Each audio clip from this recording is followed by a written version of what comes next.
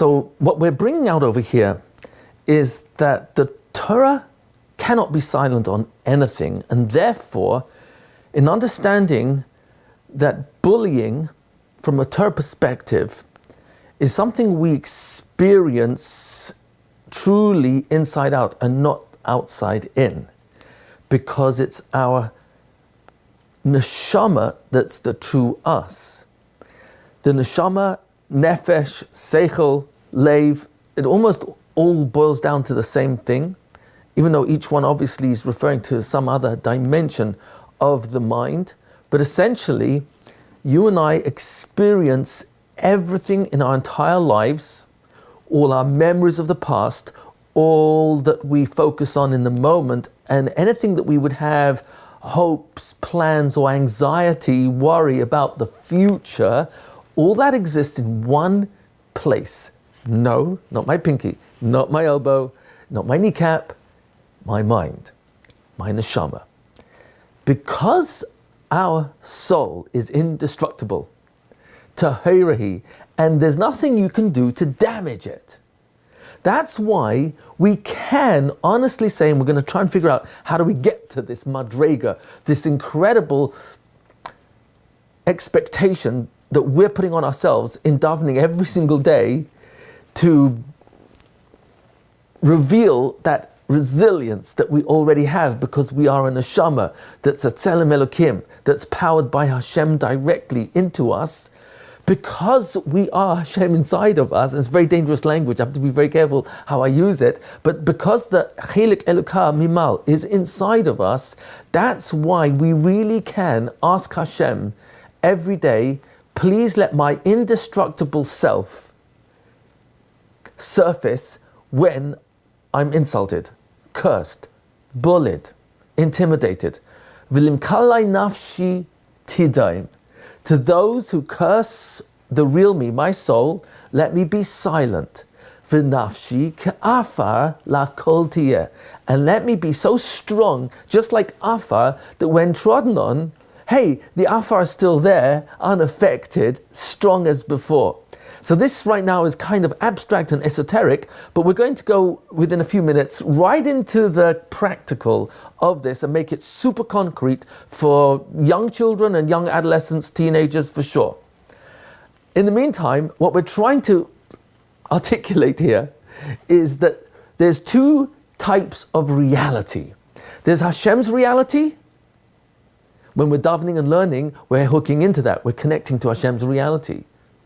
When we're mispainen, we meditate or think in a focused way about what we learn and the words in our davening, and we think about our relationship to ourselves and to Hashem, to His mitzvahs, and we think about how does the mitzvah of controlling my anger and my gaiva and my taiva, jealousy, how does that apply to me? How do I take control of that? What we're trying to bring out here is that there's an extremely simple, elegant way to identify the source of all my feelings, all my experiences. I'm going to show you a very simple diagram that will help put this into context and recognize that there's Hashem's reality, which we're constantly struggling and doing everything we can to be part of and recognize. When we say Gamzul Taiva, when we say Baruch Hashem, Be'ezrat Hashem, we say the words, sometimes we're connected to the words and we really truly mean it, and sometimes it's just become part of my cultural lingo, my language, when responding to a from Jew asking me how am I, and I say Baruch Hashem. But there's another dimension which is non-reality, and that's the illusion of this world seeming so real. And that's what I'm going to look at right now, because you can see how this directly affects our relationship to being bullied, understanding the bully and the victim, the target and the bystander. So play along with me. Olam Hazeh. Olam Hazeh has a number of different names. I've just listed 5 of them. None of them are that complementary. Our sages of blessed memory tell us Olam Hazeh, this world, clearly defining it as a place, but not the only one, because there's another one. There's Olam HaEmes, the real world, the true world. Emes really means reality. Olam Hazeh is given a number of names. Olam HaSheker, it's deceptive. It's deceiving. It's not really true. It's a lie. There's Olam HaDimyon. It's an illusion. This world is not 100% real. It's not even 99.9% real. It appears that way. Therefore, it's only a dimyon. It really appears real. It appears as though we're living in this world outside in. I'm inside this world, and the outside world is acting upon me. It's also called Olam HaChoshech. Chazal sometimes call it Olam HaChoshech. Ramchal, Reb Moshe Chaim Luzzatto of blessed memory in Mesilas Yesharim, calls Olam Hazeh Olam HaChoshech. He gives an entire mashal, a powerful metaphor, where there's a darkness that has a very little bit of light, and because of the little bit of light, but the vast majority is darkness, the darkness could actually fool me, deceive me, Olam HaSheker, Olam HaDimyon, into believing that item is a person, when in reality it's a tree. But the darkness is too dark for me to be able to define the outline of that item, so because I think it might be a person, I could be filled with fear, when in reality it's not a person at all, it's a tree. And it's not a person making noise, it's a tree where a twig might have fallen down, or there's a rustle of leaves in the night wind. So Olam HaChoshech, says the Ramchal, means that this world, for untrained eyes, where I don't train myself to convince myself of how the world really works, which is inside out. It's my mind that is constantly interpreting everything, so therefore it will really appear to be a world of darkness, a lack of clarity, as opposed to which gives clarity, light gives clarity. And then you've got Olam Hafuch, and this is a really powerful one. It's an upside down world. Hafuch also means inside out, outside in.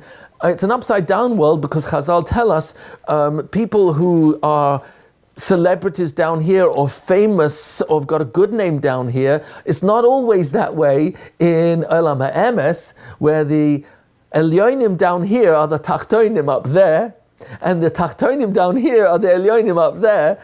So, and it's specifically referring to, the Jewish people, we're the most persecuted, downtrodden nation, and yet in Olam HaEmes, we're Amanivcha down here, but that's not obvious. It's Olam HaChoshech. Over here it's Olam HaSheker, it's Olam HaDimyon.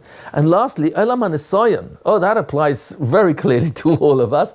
Olam HaNisayon, marriage is a Nisayon, children is a Nisayon, earning a living is a Nisayon, getting along with different and difficult people, it's all a Nisayon. Having children in the classroom, having children, getting the kids married, helping the kids stay married. Every part of this world is Olam HaNisayon. We've covered this in building block number 9 in much more detail, so I don't need to go into too much right now, but suffice to say that this world, in its Olam HaSheker, appears so real that it looks like it's acting upon me, and what I feel feels so real, and that could be a feeling of elation, happiness, excitement, or it could be on the negative side, sadness, anxiety, pressure, depression, feeling unloved, feeling isolated, feeling socially inept, I have no friends.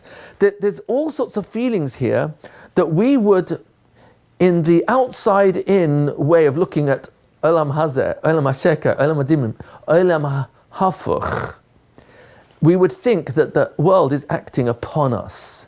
And that's where my feelings are coming from.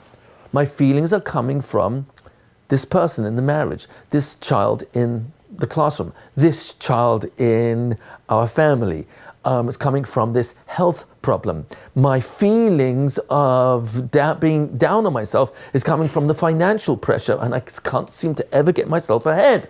So all those feelings seem to be coming from Olam Hazeh. And then I respond to those feelings with my behaviors, my responses, my actions.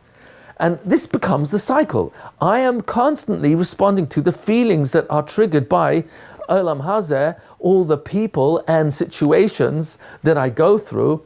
And what we're going to look now is at two ways to look at this. There's what we're going to call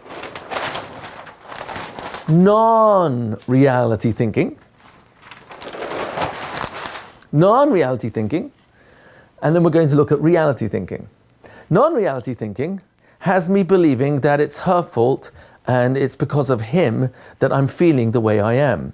I'm feeling really good today because it's sunny, or I'm really down because of the rainy weather. If you want, we can even add some lightning. Ooh, that's scary. So these circumstances are acting upon me, and here I am living inside of my feelings, which I really believe are being triggered by whether it's a happy day, whether it's I'm really down on myself, or it's the people in my life. And what ends up happening is these feelings of whether it's anger, frustration, feelings of being down, excited, happy, relieved, relaxed, anxious. I mean, there's a whole gamut of feelings. Feeling bullied, intimidated. All this is taking place in my mind because of what's going on over here. And then I respond. I act, behave based on this. And this becomes a cycle. I'm behaving because of what's happening over here is affecting my feelings, and I act on those feelings. And that's in the world of non-reality thinking. You may recall we've covered this in building block number 9 in much more detail about reality thinking, non-reality thinking. That anger is non-reality. That's why Hashem tells me not to go there. Gaiva is non-reality. Arrogance is just not real. There's nothing that I have, whether it's in my intelligence or my looks, or whether it's in my financial assets or my family. There is absolutely nothing that is not a gift, pure gift from Hashem. Chesed kel kol hayom. The kindness of Hashem is all day long. Our very intelligence is a gift from Hashem. Ata cheinen la'adam dat. You're the one who's giving us das, intelligence, ability to distinguish between right and wrong. So gaiva, arrogance, feeling better than someone else, is simply a misunderstanding of reality. It's not reality. Jealousy is reality thinking or non-reality? This non-reality thinking. Why? Because the only reason I can think jealous is if somehow I think that if I had that, what you've got, or specifically what you've got, and you wouldn't have it, and I would, then I would be a happier person. And until then, I'm somehow missing something in my life. Something is not right until I have what you've got, and I end up actually believing that that's going to make a difference. And that's non-reality thinking, because in the world of reality thinking, emunah, betachon, Hashem controls the world. Shasali kol sarki, that we're training every morning and saying, everything that I need, sha'asa, you already made. It's there. It's ready for me. It's already in my life. Oh, so that's reality thinking. Non-reality thinking is jealousy. Non-reality thinking is feeling a victim. Because my feeling a victim, put victim in our feelings box over here, is coming from this person here who seems to be victimizing me, taunting me, teasing me, intimidating me, bullying me, insulting me, comparing me. So all this looks like how my life is really working. When the real reality, we've covered this in building block number 9, but we have to go over here to really get into understanding how bullying really works. Reality thinking is that I am not a body. My body is like my car that carries my body in it, but my car is not me. My body is the car that carries the real me, which is the Tselem Elokim, which feeds my thought. Let's keep this super simple. HaKadosh Baruch Hu has created us B'Tselem Elokim. We are a reflection of Hashem. That reflection of Hashem, which we covered in Midas in much more detail, is the fact that Hashem has given me unlimited power.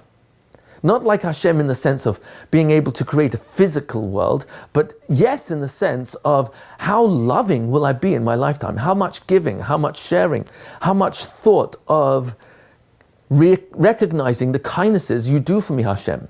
How much gratitude am I capable of? All that's in the realm of midas. And midas are measures which have no measure, because there is no limit in the 120 years given to us for how much we can allow the Tselem Elokim to surface, because it's there all the time. It's undamageable. It's indestructible. There's nothing you can do to harm it or hurt it. And that's why we can say, please Hashem, let the real me, my nafshi, not be affected by those who mikalalai, who curse me or hurt me. Let me be ka'afa la kol tiyeh. We can actually make that request. We're going to get to the practicals of this very soon, but let's lay out the reality.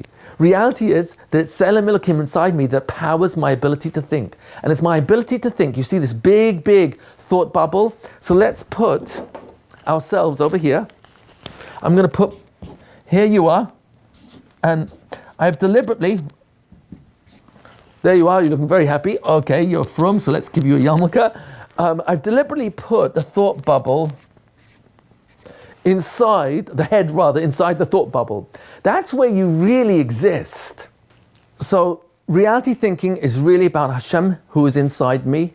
He's the Tselem Elokim inside of me. That's Perek Aleph Pasuk Chavav in Bereshis. Nase Adam b'tzalmeinu kidmuseinu. We are created with unlimited power. That's what Elokim really means, power of all powers. Tselem means a reflection. So we are a reflection of HaKadosh Baruch Hu. He is inside of us that powers our ability to think. Our thought is what gives us the ability to experience this world. The people, the weather, circumstances, traffic, the boss. Thought is what gives us the ability to remember what's happened to us in the past and to bring up those memories and to re-experience them and ask ourselves, am I a victim because of that, or am I stronger because of it?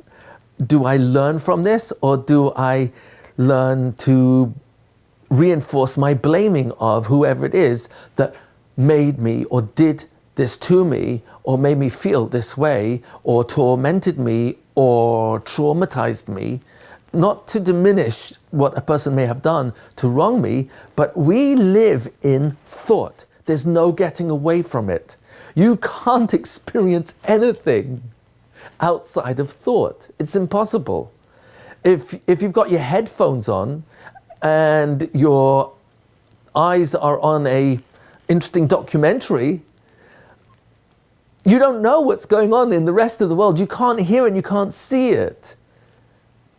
Even though that world exists, yeah, but your thought is registering what's on that screen, and your ears are hearing only the sound that's coming from that documentary. So that's all in your mind. Your mind is the one that's recreating that. So thought is where we truly live, and that is what's feeding my feelings. The thought of anger is why I feel anger. The thought of jealousy is why I would feel jealousy. The feeling is not independent of my thought, and it's not coming from people and circumstances. It can only come from what I'm thinking in the moment. And that's what leads to my actions. Now, here's the cute part of this.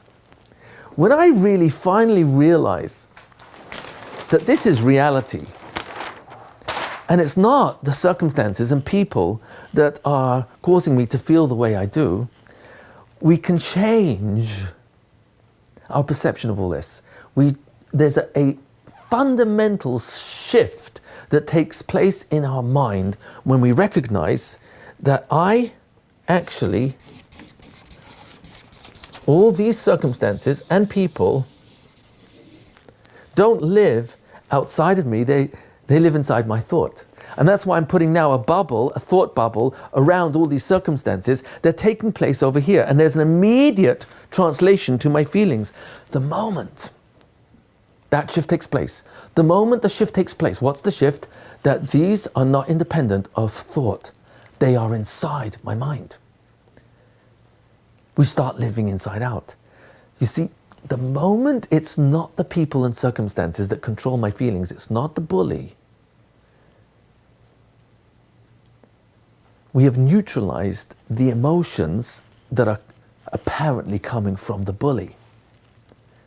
The moment it's recognized that he can't make me feel unless I think that. He can't make me feel taunted, bullied, intimidated unless that's what I'm thinking. And the moment I become aware that it's really me who's in control of thought is always going through my mind, and I don't have to be stuck with, he's bullying me. No, that's not true.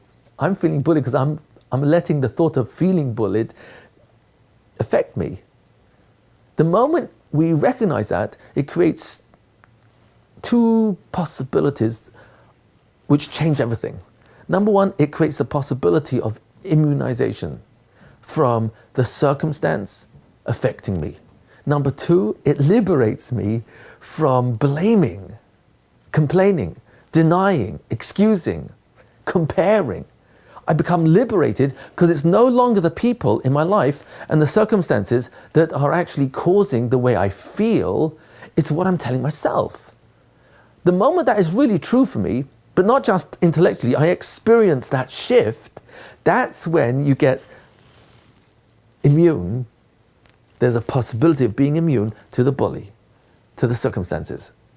That's the moment I recognize, oh my gosh, I'm really Tselem Elokim, and in my Tselem Elokim, Hashem is powering my ability to think, and my ability to think is my reality. It's all thought. It's all thought. And even my feelings are coming from my thoughts. I can't feel angry unless I think angry. I can't be jealous unless I think jealous. And once I recognize that, it's not you who's making me jealous with your car, with your family, with your intelligence, with your looks. It's what I'm telling myself. That's the shift which creates immunization and liberation. It also neutralizes the power of our emotions to control us, because they never do. It's thought that controls everything. So this is really what we're talking about. When we talk about bullying, we're going to go through three very simple metaphors, a mashal, three mashalim, which we'll use as an activity for the children to really get this message. What's this message? That I am thought, and the real me is indestructible. The real me, the true value of myself doesn't change because someone said I'm a nothing, or a nobody, or have no friends, or I'm unintelligent, or I'm dumb, or I'm stupid, or I'm ugly. That doesn't change my reality of me unless I buy into your claim of who I am. Then I'm in trouble. Because now I need you to stop what you're doing to liberate myself. For me to be immune to your bullying, you've got to stop bullying me. But if the real reality is that you and I already have immunization. We already are resilient. We already are truly Tselem Elokim, and we are never, ever what other people tell us unless we believe that ourselves. And even then that could be a pure misunderstanding of reality, because that's not the real me. This is where we can experience the shift. So I've spoken a lot of abstract, almost like bordering on esoteric, but I'm trying to really claim this is very down to earth. You and I are thought all the time. The power of that thought is divine. That's HaKadosh Baruch Hu in us. It's HaKadosh Baruch Hu's Tselem Elokim that enables us to have the power to recreate our reality in our thoughts. Our thoughts are indestructible. Our soul, powering our thoughts, is indestructible. When we die, it's the body that gets buried. And even that's going to be resurrected and reunited with the soul. But the soul can't die. But the full accounting of everything I've thought in my lifetime is kind of locked in at the moment of the body's death. And now I give a full accounting for everything I've thought. All my interpretations about people and circumstances. All my fetching. Oh, what a waste. All the Lashon Hara. All the Motzi Shemra. And the Rechilus. And the Einas Tvarim. That's really, really bad. And all the wasted energy of time and resources, but more than anything, wasted thought. How I let my thoughts control me instead of me control them. What do I mean by that? Lo tasuru acharei levavchem. Don't trust your thoughts. Because if I notice a thought is coming into my mind and it's coming from people, circumstances, that's not reality. Reality is recognizing that I can choose a different thought. I can go to the next thought. I can even not do anything and let the right thought turn up. It will, and I will recognize it. And that's our Tzelem Elokim turning up inside of us. That's our resilience. That's our true neshama. That's the nafshi ke'afar lakol tiyeh, that we can walk away unharmed when people tread on us. And you won't even have to go like this because you don't even feel the dust on you. Most of our greatest tzaddikim lived inside out. David HaMelech lived inside out. He was able to take the most klala nimretzes, a astonishingly hateful, full of hate, curse from none other than the Rosh Sanhedrin. Shimi ben Gera was the head of the Sanhedrin. So it's not a small person over here cursing David HaMelech as a noyef, Rahman al-Islam, a Rutseach, a mamzer. This is crazy. And these weren't just chosen words out of a hat. This Shimi ben Gera had a whole reason for each one of these. And with all that, David HaMelech was able to tell his immediate men, leave Shimi ben Gera alone. What do you want with him? Hashem put those words in his mouth. This man is speaking his reality, his thoughts. I don't have to get sucked into someone else's bullying or cursing or name-calling or insults. David HaMelech lived outside in or inside out.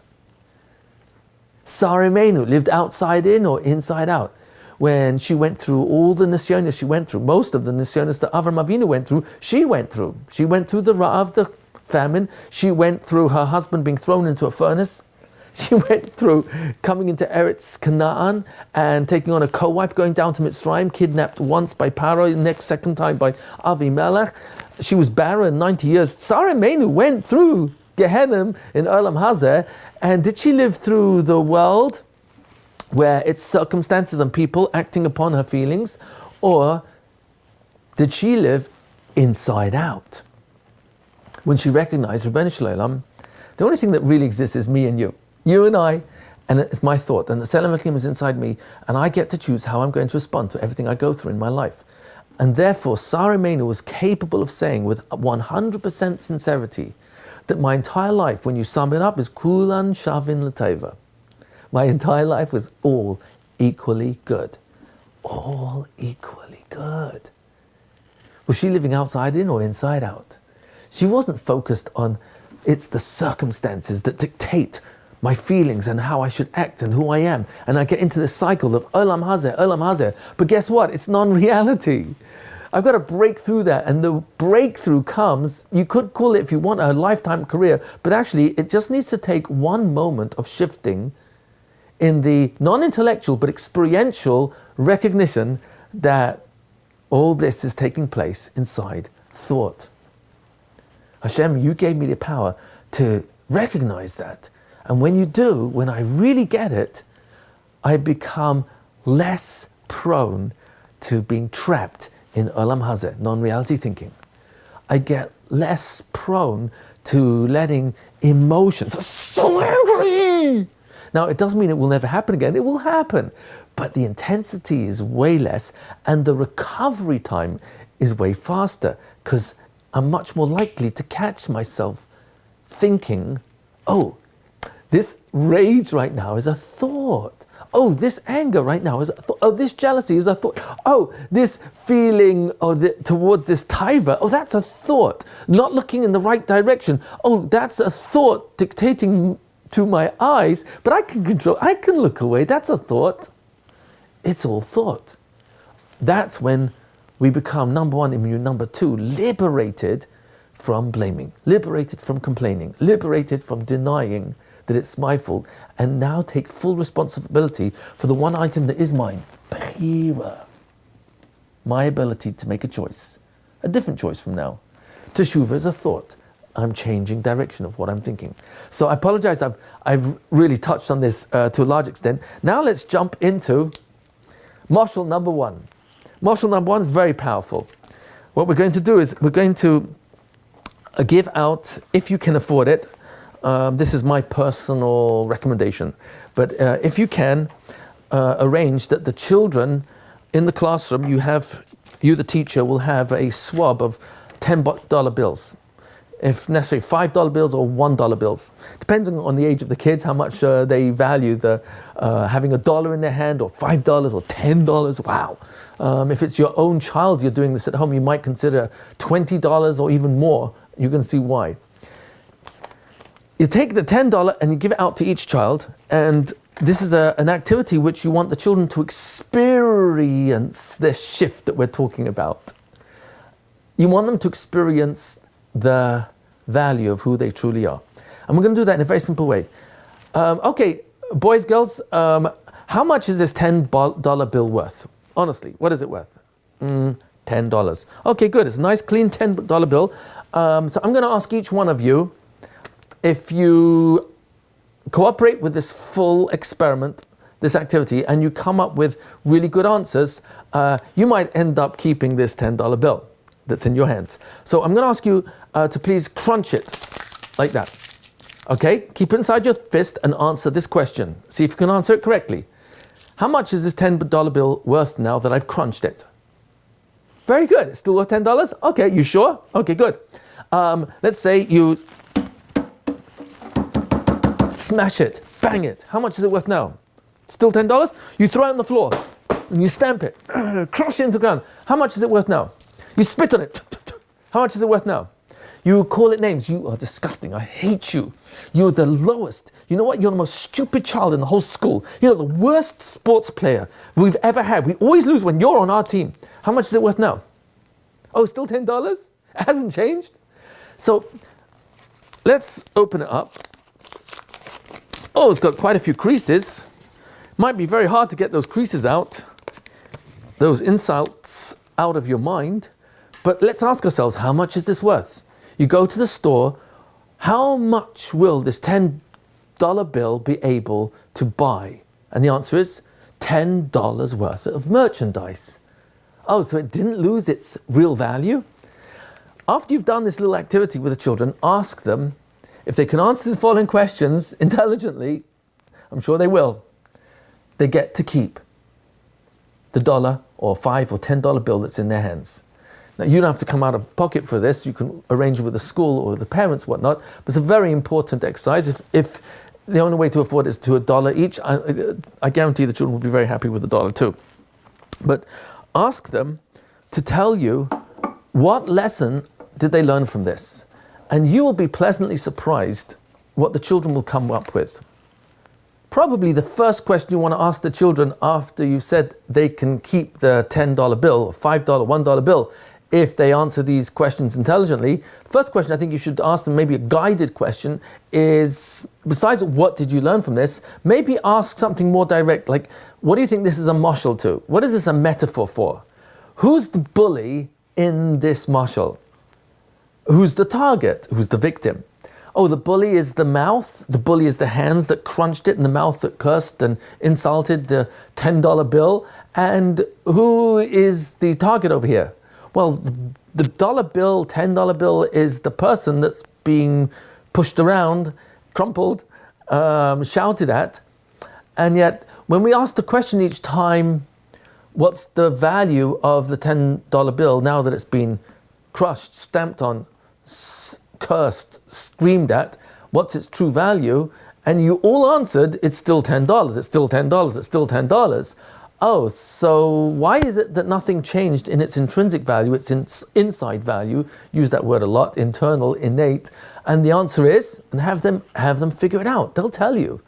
Oh, because Hashem is in us. You've spoken about Tzelem Elokim with them before. We learned about Midas, where they really come from. It's really thought that Hashem is powering in our mind constantly.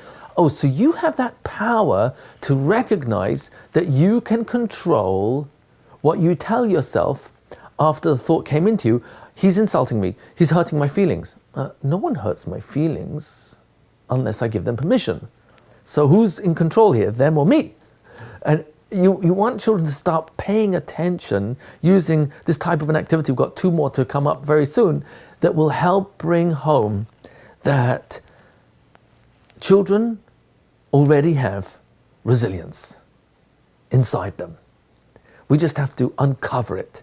When we take away the non-reality thinking, it will automatically reveal that all of that existed inside of my mind.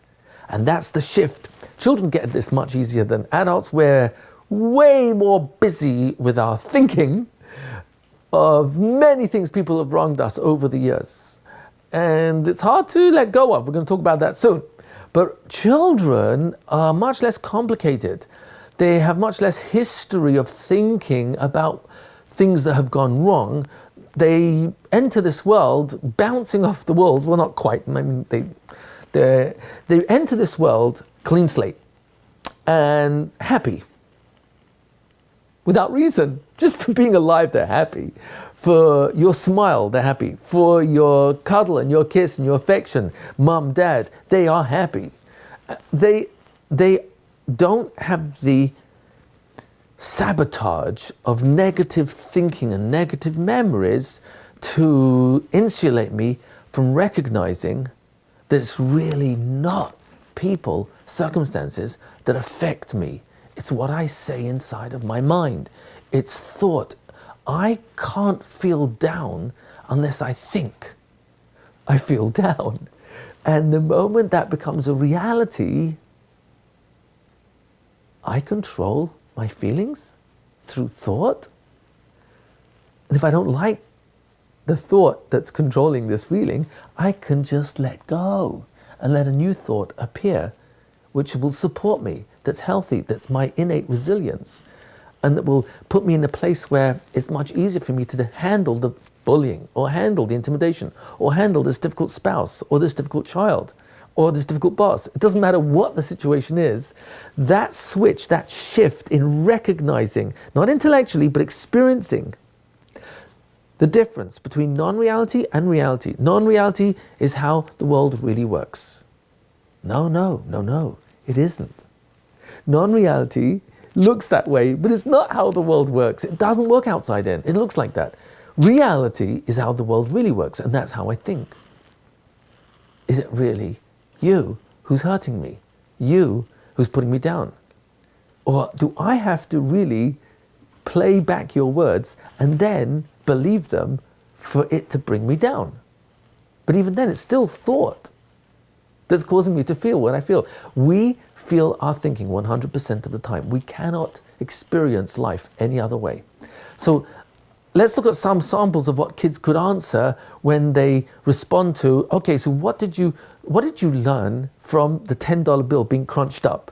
So some kids will probably tell you, hey, I learned that what that person's telling me doesn't change who I am inside. Who I am inside is really still $10 or $100 or $1 million. I'm still my true Tselem Elokim, unlimited power to be loving and listening and empathic and have good midas. I don't want to be insulted, but when, not if, when that shift takes place, very suddenly there's a recognition that my emotions cannot control me without my permission. And when that happens, oh my gosh, it's almost like you stand outside of yourself and you're capable of something like cool.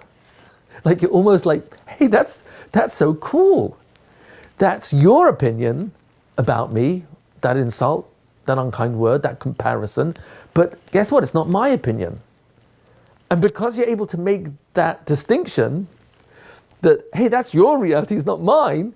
And of the two, I think I want to rely on who I believe I am more than who you are telling me, especially that HaKadosh Baruch Hu told me I'm Tselem Elokim, I can control myself. So I'm going to go with, cool, that's your opinion, but it's not my opinion. Or cool, that's what you think of me, but I have a different reality of me and I prefer my reality over yours. Or cool, I like the word cool because it kind of really reflects the idea that one has shifted completely from, well, that's your opinion of me, but that's not my opinion of me, okay? So it's almost like I'm looking for permission for you to agree with me when I end off with, okay? And you can tell from my body language, my tone of voice, and my facial expression, well, that's not what I think. I mean, that might be your opinion, it's not mine. So it's very clear that I'm struggling with this. And even if I say the words and I want to mean them, it's very, very obvious from every other part of my communication, body language, facial expression, tone of voice, that it's not real for me.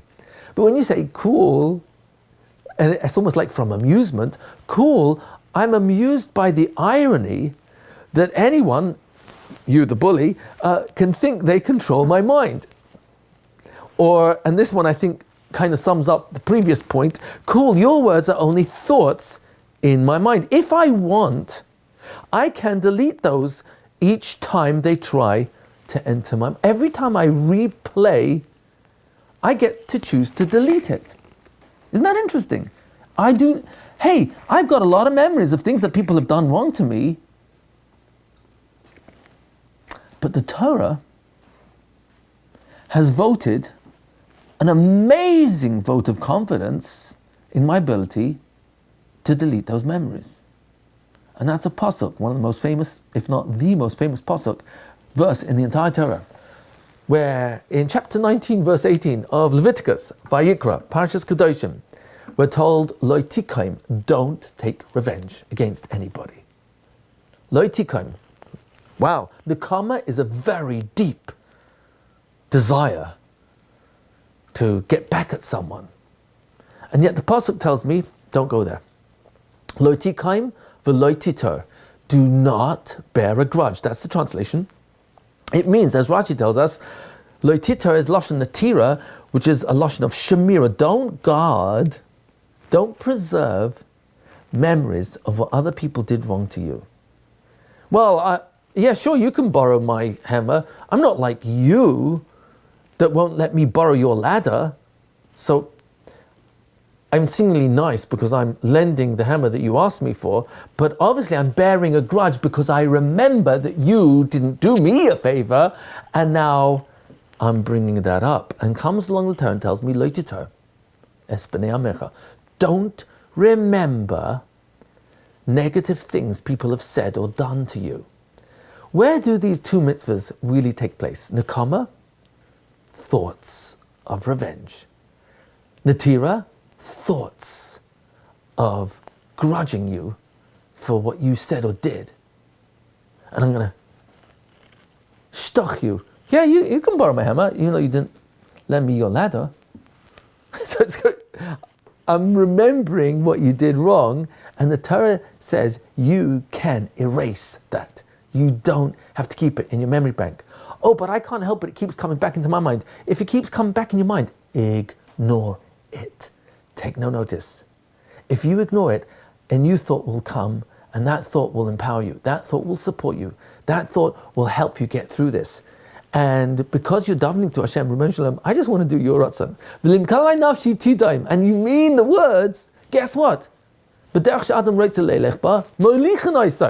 direction you really want to go in, Hashem will lead you there. And every single one of your thoughts, every single one of your words and actions in that direction will help accompany you in that direction, support you in that direction. So don't give up, even though Natir is not simple.